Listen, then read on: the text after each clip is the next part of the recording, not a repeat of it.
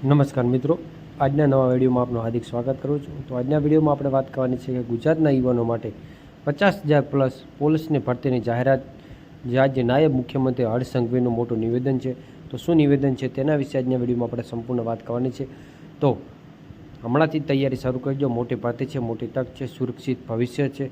તો શું છે એ તમામ પ્રકારની માહિતી આજે વિગતવારમાં આપણે યુટ્યુબમાં વિડીયોમાં માહિતી જોવાની છે। તો વિડીયોમાં આગળ વધતા પહેલાં તમે ચેનલ જરૂર સબસ્ક્રાઈબ કરી દેજો। તો આપણે વિડીયો આગળ ચાલુ કરીએ। તો કે અત્યારે જે નિવેદન આવ્યું તેમાં તો ગુજરાત પોલીસની તૈયારી કરતા લાખો યુવાનો માટે આવી ગઈ છે મોટી ખુશખબર। તો કે વર્ષ 2033 સુધીમાં ગુજરાતના 50,000થી વધુ પોલીસની જગ્યાઓ ભરવામાં આવશે એવું નાયબ મુખ્યમંત્રી હર્ષ સંઘવીએ જણાવ્યું છે। આ સમાચારનો અર્થ શું છે, ભરતી ક્યારે આવશે અને હમણાંથી કેવી તૈયારી કરવી, આ બધું આજે આ વિડીયોમાં આપણે જોઈશું। તો વિડીયોમાં છેલ્લા સુધી બન્યા રહેજો, જેથી વિડીયોમાં તમે હજુ સુધી આપણે યુટ્યુબ ચેનલને લાઇક, શેર કે સબસ્ક્રાઈબ ન કરી હોય તો જલ્દી ચેનલને સબસ્ક્રાઈબ કરી દો અને તમારા મિત્રો સુધી આ વિડીયો ખાસ શેર કરી દો, જેથી તમામ પ્રકારની ભરતીનું અપડેટ આપણી યુટ્યુબ ચેનલ પર સૌપ્રથમ તમને મળતી રહેશે અને વિગતવાર જે માહિતી છે તે સંપૂર્ણ જોઈ જાણીને પછી જ વિડીયો આપણી યુટ્યુબ ચેનલ પર આવે છે, જેથી તમામ પ્રકારની વિગત સાચી જ આપણા વિડીયો બતાવવામાં આવે છે। તો હવે આગળ માહિતી વધુ જોઈએ, ટાઈમ ન બગાડતા। તો હવે જાહેરાત શું છે, તો તાજેતરમાં નાયબ મુખ્યમંત્રી હર્ષ સંઘવીએ જણાવ્યું કે 2033 સુધીમાં ગુજરાતમાં 50,000થી વધુ પોલીસ કર્મચારીઓની ભરતીનું આયોજન છે। આનો અર્થ એ નથી કે તમામ જગ્યાઓ એક સાથે આવશે, ભરતી અલગ અલગ તબક્કામાં જાહેર થઈ શકે છે।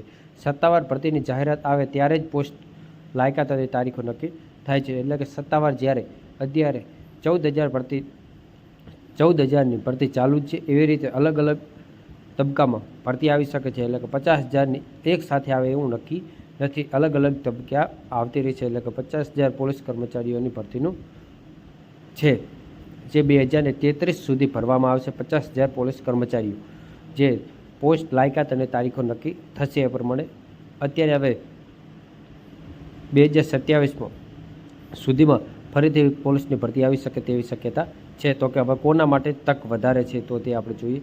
જો તમે ધોરણ 12 પાસ છો, ગ્રેજ્યુએટ છો અથવા પોલીસમાં કારકિર્દી બનાવવા માગો છો તો આ લાંબા ગાળાની મોટી તક બની શકે છે। એટલે કે આ દરમિયાન તૈયારી શરૂ કરનાર ઉમેદવારોને આગળ ફાયદો થઈ શકે છે।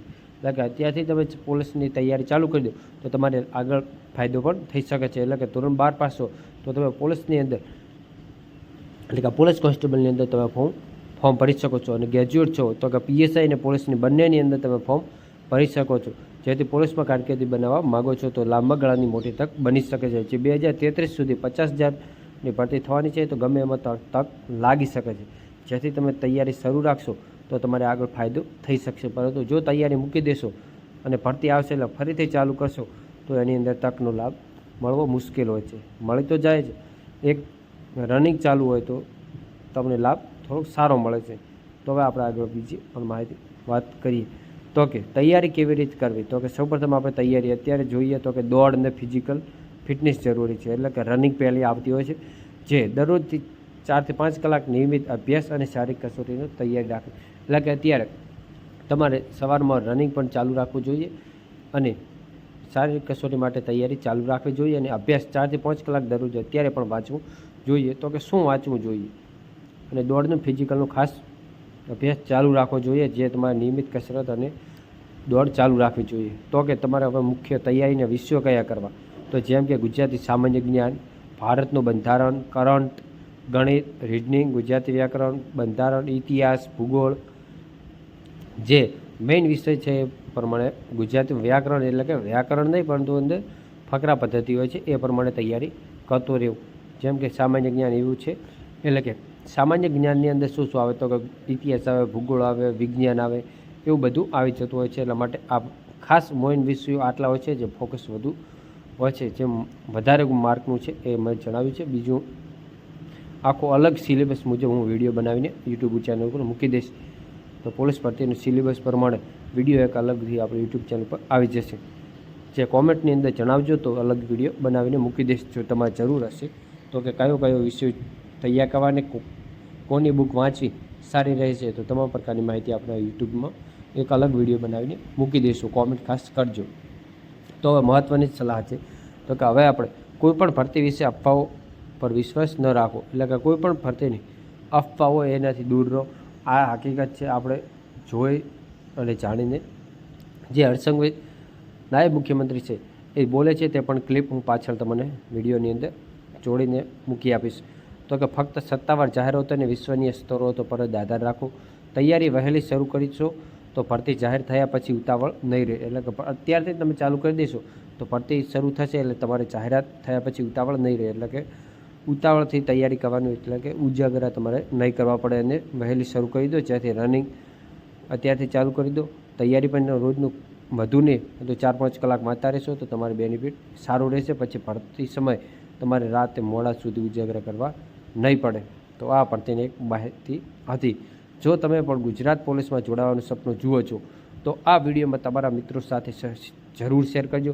અમારી ચેનલ એટલે કે જીકે એક્ઝામ ગુજરાત ચેનલને સબસ્ક્રાઈબ કરો, કારણ કે અહીં તમને ભરતીની સિલેબસ મુજબ કરંટ અફેર્સ અને મફત ટેસ્ટ માહિતી નિયમિત મળતી રહેશે. જેથી તો અમારો વિડીયો તમને ગમ્યો હોય તો વિડીયોને લાઇક, શેર અને ખાસ ચેનલને સબસ્ક્રાઈબ કરજો. જેથી 2033 સુધીમાં ગુજરાતમાં 50,000થી વધુ ભરતીની અંગે નાયબ મુખ્યમંત્રી હર્ષસંઘવીના નિવેદન વિશે માહિતી, ભરતી સંબંધિત સત્તાવાર જાહેરાત આવે ત્યારે અપડેટ આપણી યુટ્યુબ ચેનલ પર આવતી રહેશે. તો અત્યારે જ આપણી યુટ્યુબ ચેનલ સાથે જોડાઈજો અને ચેનલને સબસ્ક્રાઈબ કરી દો. જેવી ભરતીની જાહેરાત આવશે, નોટિફિકેશન આવે એવી તરત આપણી યુટ્યુબ ચેનલ પર વિડીયો મૂકી દેવામાં આવશે.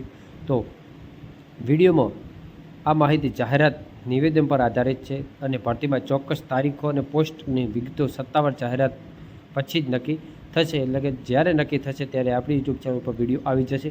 તો અત્યારે જ વિડીયોને લાઇક, શેર અને ચેનલને ખાસ સબસ્ક્રાઈબ કરી દો, જેથી નવો વિડીયો જ્યારે અપલોડ થાય ત્યારે સૌપ્રથમ તમને નોટિફિકેશન મળે. તો બસ આજના વિડીયોમાં બસ આપણે આટલી જ જોઈશું. વિડીયો ગમ્યો હોય તો લાઇક, શેર અને સબસ્ક્રાઈબ જરૂર